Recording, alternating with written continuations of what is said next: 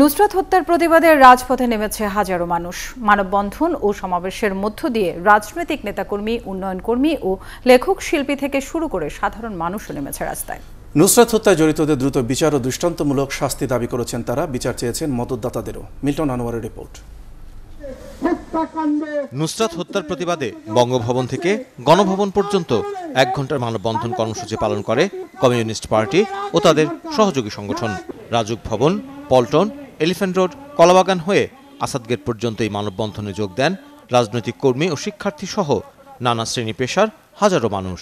তাদের দাবি ছিল অপরাধীদের দ্রুত বিচার। অধ্যক্ষ সিরাজউদ্দৌলাকে মদত দিয়েছে সেইখানকার স্থানীয় চেয়ারম্যান। ওসি সাহেবের সংযোগের কথাটা আমি আগেই বললাম, শাসক দলও এটার সঙ্গে জড়িত। কোনো সমাজে অপরাধ মুক্ত নয়, কিন্তু অপরাধের একটা বিচার হয়, অপরাধের একটা সুরাহা হয়।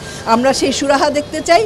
সমস্ত প্রতিষ্ঠানগুলি যেন যথাযথভাবে তাদের দায়িত্ব পালন করে। মানববন্ধন থেকে নারীর জন্য সমান মর্যাদার পাশাপাশি দাবি করা হয় নিরাপত্তারও।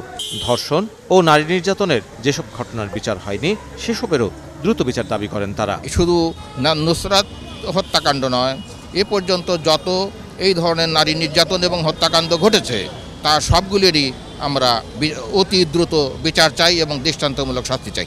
এই দেশে যারা বসবাস করছেন তাদের সকলকে নারীর সমমর্যাদা এবং সমান অধিকারে বিশ্বাস করতে হবে। একজন দুজন ধর্ষক একদম এমন শাস্তি পাচ্ছে শিহরিত হয়ে যাওয়ার মতো। তাহলে আমার মনে হয় পরবর্তী এরকম পাপ করার আগে ওদের মনে এই শাস্তির কথা অন্তত মাথায় আসবে। শিক্ষকরা আমাদের সঙ্গে বন্ধুত্বপূর্ণ হইলে আমরা বেশি খুশি হব। শিক্ষকদের আচরণ বাবা মার মতো হওয়া উচিত। নুসরাত হত্যার বিচারের দাবিতে সোচ্চার শিল্পীরাও। চলচ্চিত্র পরিচালক সমিতির আয়োজনের প্রতিবাদ কর্মসূচিতে 7 দিনের মধ্যে বিচার শেষ করার দাবি জানান তারা। আমাদের সরকার নারী বান্ধব সরকার, সেইখানে সেই সরকারের অধীনে যদি এরকম ঘটনা ঘটে তাহলে আপনারা ভাবতে পারেন কত যুগ যুগ ধরে এইসব ঘটনা ঘটছে। ধর্ষককে যারা আশ্রয় দিচ্ছে, যারা ধর্ষকের পক্ষ নিচ্ছে, তাদেরকেও যেন আইনের আওতায় নেওয়া হয়। এই ঘৃণ্য ঘটনার আমি নিন্দা করছি এবং এর দ্রুত বিচার চাচ্ছি। আমরা এই জঘন্য হত্যাকাণ্ডের প্রতিবাদ জানাবো। আমরা এই নুসরাত জাহান রাফির হত্যাকাণ্ডের তীব্র নিন্দা জানাই। জাতীয় প্রেস ক্লাবের সামনেও একই দাবিতে মানববন্ধন ও প্রতিবাদ সভা করেছে বেশ কয়েকটি সংগঠন।